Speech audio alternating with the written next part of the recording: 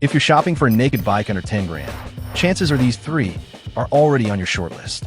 The Suzuki GSX-8S, Kawasaki Z900, and the new 2027 KTM 790 Duke. All promise plenty of performance, but they go about it in very different ways. So which one deserves a spot in your garage? Let's find out. Starting with horsepower, the Suzuki sits at the bottom of the pack with 83 horsepower at the crank. The KTM takes second place, producing 22 more horses, while the Kawasaki is in a league of its own, pumping out an impressive 124 horsepower. It's a similar story when it comes to torque. The Suzuki makes 78 Newton meters, the KTM makes 9 more than the Suzuki, and the Z once again tops the chart with a massive 97 Newton meters, thanks to its much larger engine. Weight, however, is where the KTM fights back. At just 177 kilograms wet, it's by far the lightest bike here, around 22 kilograms lighter than the Suzuki.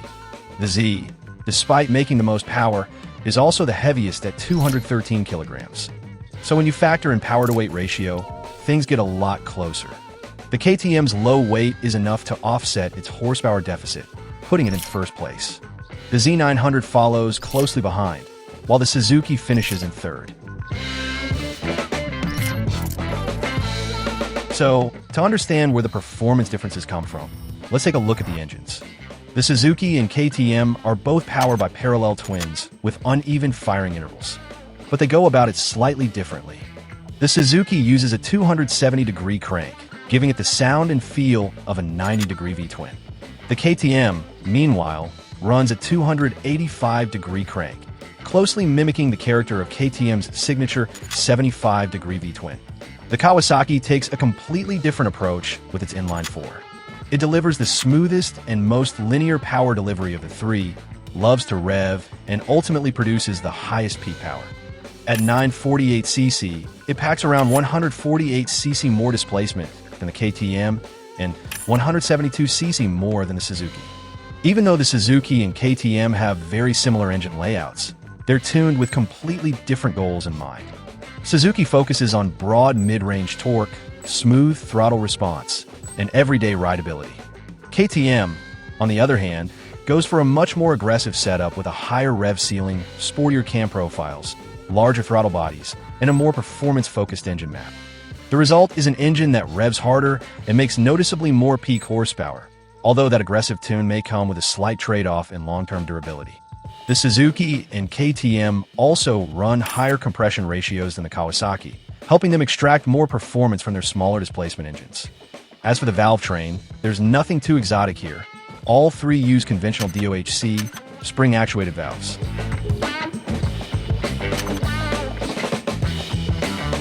The Suzuki is available in 2 color options, glass sparkle black, or a sporty 2-tone red and black finish.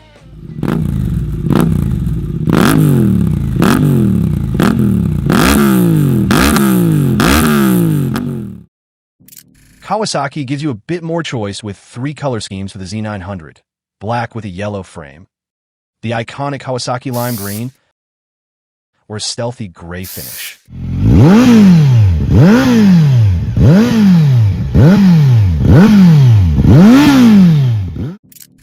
The Duke also comes in 2 colors, a clean black or KTM's signature orange.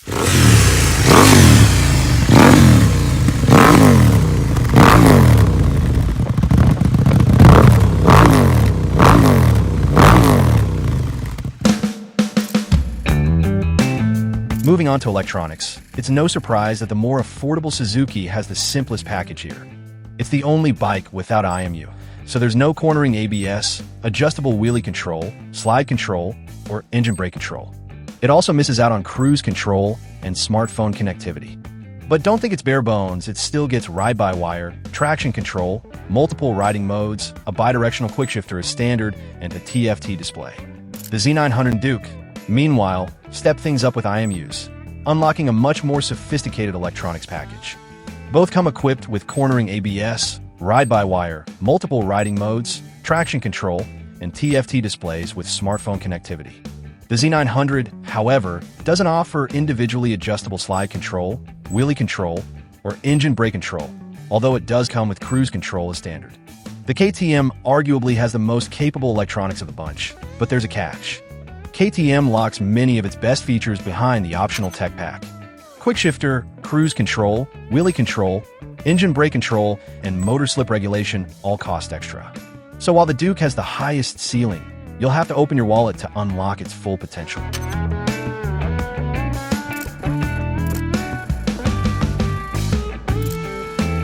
Moving on to the chassis, all three use steel trellis-style frames, but the KTM stands out by using a chromoly steel instead of conventional steel, which is claimed to offer greater strength and rigidity without adding weight.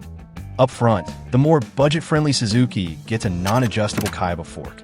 The Z900 steps things up with preload and rebound adjustment, while the 790 Duke gets a 43mm fork from WP that's adjustable for rebound and compression. Out back, the Suzuki once again takes the budget-friendly approach with a preload adjustable only monoshock. Both the Z900 and Duke offer more adjustability, with rear shocks that allow preload and rebound adjustment. For braking, both the Suzuki and Kawasaki are equipped with Nissan 4-piston radial-mounted front calipers. The KTM, meanwhile, moves away from the previous J1 setup and introduces an all-new in-house WP braking system. All three run the same tire sizes front and rear. The Z900 might be the heaviest bike here, but it also carries the largest fuel tank. Seat heights are fairly close across the board, although the Suzuki is the most approachable for shorter riders. As for wheelbase, both the Suzuki and KTM are slightly longer than the Kawasaki, which helps improve stability. The Z900, meanwhile, goes with a slightly shorter wheelbase to help disguise its extra weight, making it feel more agile. When it comes to pricing, the Suzuki is the most affordable of the three, starting at just $9,249.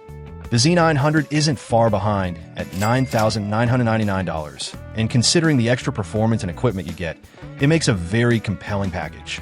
The KTM 790 Duke starts at $9,799, but that's before adding the optional tech pack, which, if you ask me, is almost essential. Once you've ticked that box, the price climbs to around $10,699, making it the most expensive bike in this comparison. At the lower price point, the Suzuki gives up some performance to its rivals. Whether you're looking at peak horsepower or torque, it's down on power, and being one of the heavier bikes here doesn't really help either. But that's also part of its strength. The Suzuki feels very stable on the road and has a robust, more relaxed engine that's built more for longevity and reliability than outright performance. It doesn't make over 100 horsepower or adjustable suspension like the others, but honestly, it's more than enough for street riding and weekend fun. The electronics package is simple, and the suspension is budget-friendly. It's not fancy, but it works. So if you're after a simple, reliable bike for commuting and everyday riding, and don't really care about fancy electronics or track days, this might be the one to get. If you want something more powerful, more high-tech, and plan to hit the track occasionally, then the Duke is probably your best bet. There's a reason KTM calls it the scalpel. It has razor-sharp handling, adjustable suspension, and significantly less weight, making it feel incredibly nimble and agile. Backing that up is a 105 horsepower engine with plenty of torque throughout the rev range. And for 2027, KTM says they've addressed the infamous camshaft wear issue that affected some earlier 790 models, so hopefully that's no longer a concern. The downside is that all of those upgrades come at a higher price, and because it's tuned for higher performance from a relatively small displacement, it may not have the same level of durability as the more conservatively tuned GSX. If an inline-4 is non-negotiable, then the Z is the obvious choice. Its power delivery is incredibly smooth, linear, and easy to ride fast. It may be a bit heavier than the others, but it also has the biggest engine in the class, producing more horsepower and torque than its rivals. The electronics package is solid, and the suspension is adjustable as well. Overall, it's a fantastic all-rounder for riders who want strong performance without sacrificing everyday usability.